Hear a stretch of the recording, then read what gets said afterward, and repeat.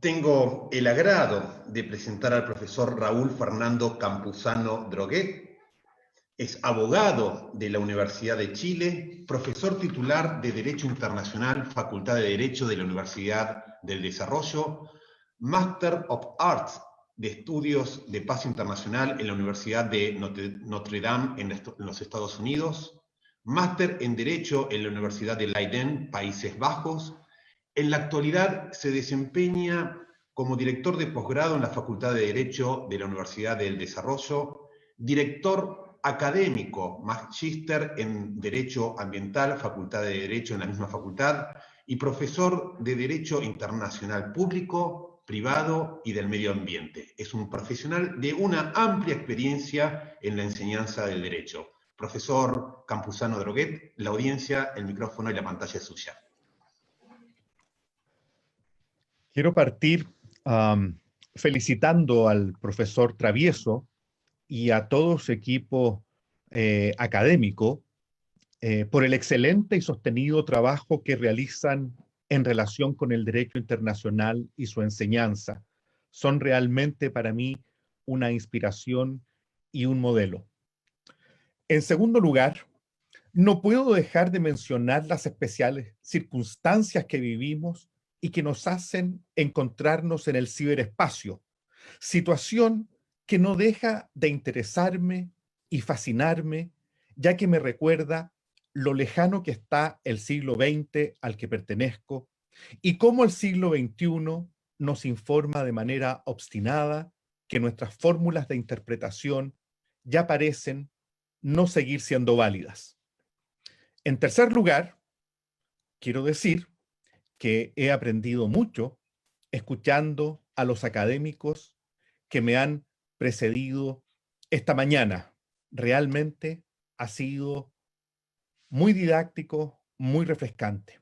Y bueno, si me lo permiten, también quisiera agregar, con pena, que debido a la pandemia no tendré la oportunidad de caminar por las hermosas calles de Buenos Aires y tendré que recordar que fue en febrero, pocas semanas antes de entrar en lockdown en Santiago, la última vez que pude hacerlo.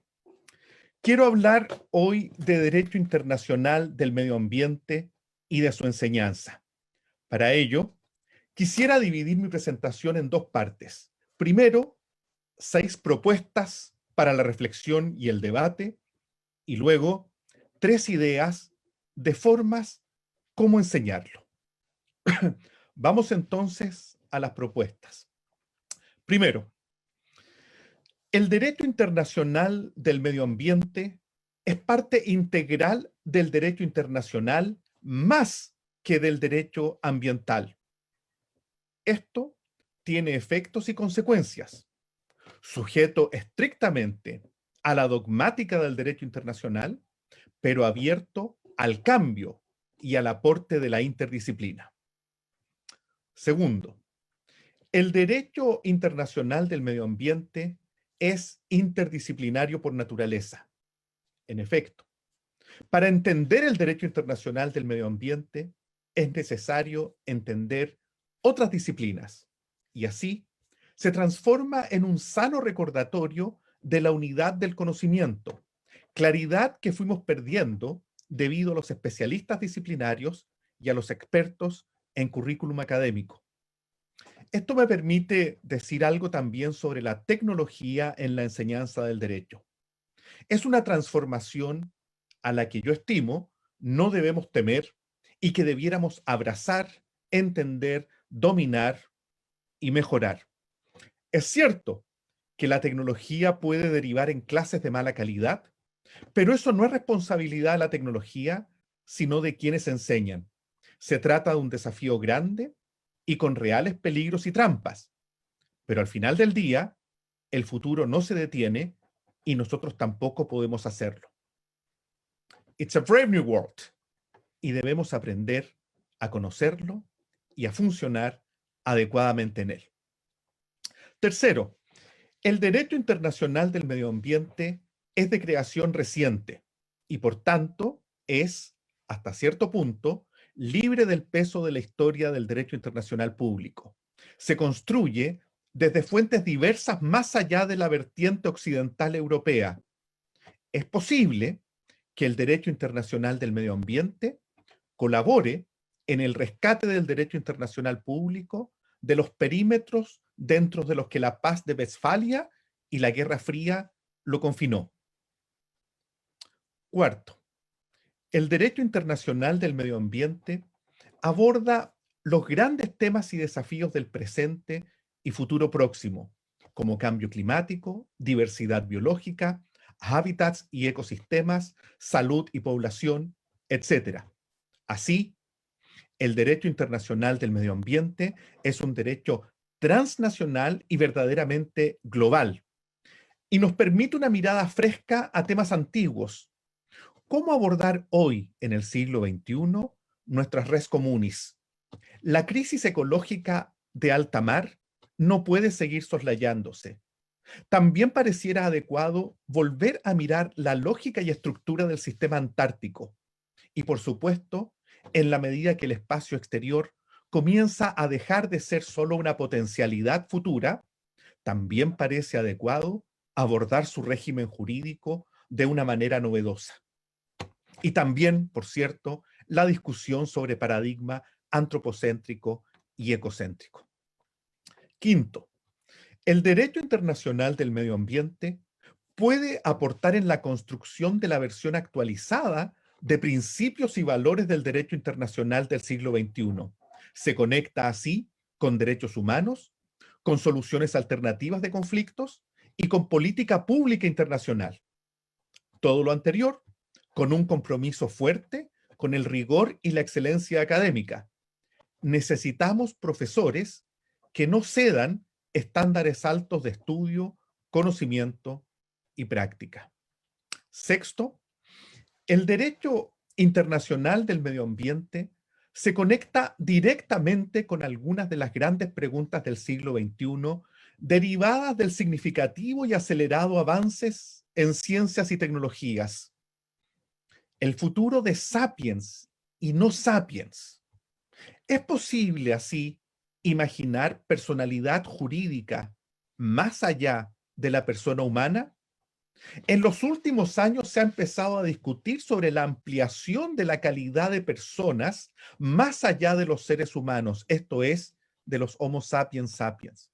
En efecto, desde diversas vertientes se está explorando la conveniencia y la posibilidad de otorgar determinados derechos a ciertos animales, particularmente a los grandes simios, pero también a ballenas y delfines y otros animales. Desde otra aproximación, bueno, en lo anterior hay alguna jurisprudencia interesante en la materia. Desde otra aproximación, decía, se está explorando también la posibilidad y conveniencia de dar derechos a ecosistemas o a entes naturales como un río. También hay jurisprudencia interesante en esta materia e incluso recogimiento constitucional en la región latinoamericana, en esta materia. Se ha abierto así un concepto jurídico de naturaleza como ente portador de derechos. Desde una tercera aproximación, se está reflexionando sobre el estatus jurídico que debiera tener futuras inteligencias artificiales. Y finalmente, en cuarto lugar, en paralelo a estos desarrollos, se está reflexionando también en la forma de abordar futuros seres transhumanos, en la línea de lo trabajado por autores como Luc Ferry, por ejemplo, en sus diferentes modalidades, como por ejemplo a través de biotecnología e ingeniería genética, a través de la incorporación cibernética y, por cierto, a través del traspaso de lo biológico a información. Vamos a la segunda parte. ¿Cómo enseñar el derecho internacional del medio ambiente? Quiero proponer tres ideas: como derecho internacional transfronterizo y global, como derecho interdisciplinario y como interdisciplina, y como diálogo cultural. Analicemos cada uno de estos aspectos. Primero, Como derecho internacional transfronterizo y global, el estudiante del siglo XXI debe estar inserto en la realidad, ser parte de su circunstancia. De otra forma, se arriesga a ser irrelevante, como ha pasado en diversas etapas de la historia. Los abogados existen porque saben dar respuesta a los temas que inquietan a la sociedad en un momento dado. Si dejan de dar esas respuestas, dejan de ser necesarios. Para poder empezar a esbozar respuestas, los estudiantes deben tener elementos de comprensión del mundo en el que les toca vivir. El paso siguiente es tomar opciones, elegir entre alternativas y más allá de la plataforma sustantiva y lógica, tales opciones se toman sobre la base de preferencias, gustos, intuiciones y convicciones. De esta forma, los aspectos axiológicos se encuentran al centro de la formación del estudiante de derecho y esto es particularmente agudo en el estudiante del derecho internacional y del derecho internacional del medio ambiente. De la misma forma, todo indica la conveniencia de vivir experiencias internacionales de largo plazo para poder enseñar desde la experiencia de miradas distintas. En mi caso, los años de vida en Holanda, en Estados Unidos y en el este asiático me permitieron percibir la diversidad de aproximaciones y la necesidad de llegar a acuerdos basados en el reconocimiento de la diversidad y la diferencia. El trabajar en idiomas distintos al español, en mi caso, produce por sí un estado de conexión a la diferencia y es una puerta de entrada para la comprensión del otro.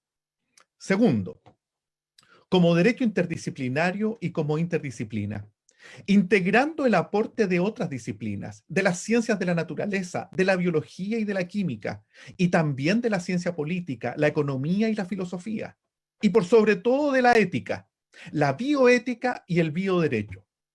Parece claro que los valores y la ética son parte central de la reflexión y el quehacer del estudiante de derecho y del abogado. Pero pareciera menos claro aquellos intentos de entregar a priori los contenidos éticos y valóricos que deben tener los estudiantes y abogados. Esto es, entender la ética como una asignatura, con contenidos predefinidos, en lugar de percibirla como un proceso personal de cada estudiante. El derecho internacional del medio ambiente es un espacio privilegiado para reconectar el derecho internacional público con diversos temas globales importantes y urgentes hoy. Por ejemplo, los conflictos ambientales sitúan nuestra disciplina en el centro de la reflexión ética y de justicia ambiental. Fenómenos recientes como la migración climática, las preguntas regulatorias sobre biotecnología e ingeniería genética requieren respuestas interdisciplinarias. La creciente esperanza de la ciudadanía de saber, de participar y de tener acceso a la justicia dan cuenta también de la importancia política de tratados internacionales como el Acuerdo de Escazú. Tercero y final, como diálogo intercultural. Las ideas de Christopher Veramantry, el ex ministro de la Corte Internacional, sobre desarrollo sustentable, expresadas en su opinión separada del conocido caso Capchicó-Nayimaros, hacen un rescate de los conocimientos tradicionales de las diversas culturas y civilizaciones que existen y han existido en el planeta, universalizando así el concepto y de paso el derecho internacional como un todo.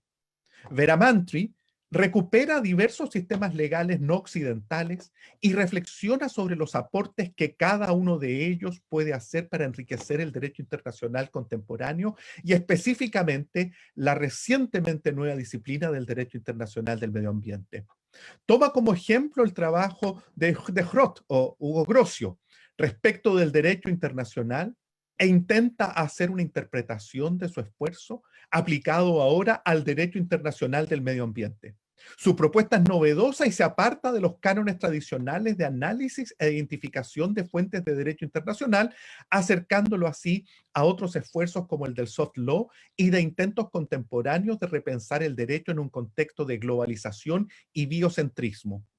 Veramantry postula que existe una necesidad para el derecho internacional de considerar la diversidad de culturas del mundo para armonizar el desarrollo y la protección ambiental.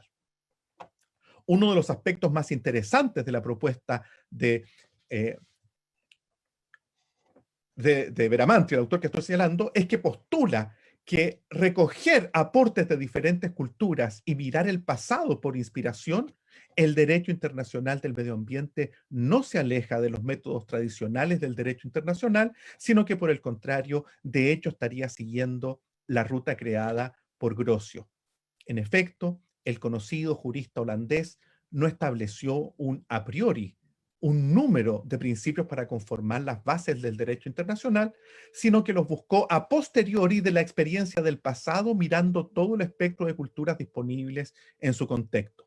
Desde allí, Grocio extrajo principios perdurables sobre los cuales construir el nuevo orden internacional del futuro. El derecho internacional del medio ambiente se encuentra hoy en una etapa formativa parecida a la del derecho internacional en sus primeras etapas. Para cerrar, solo una reflexión final. Estamos viviendo tiempos de transformación acelerada, entre pandemias, crisis climáticas, conflictos armados, hambre, pobreza y violencia. La academia tiene un rol que jugar y un aporte que hacer.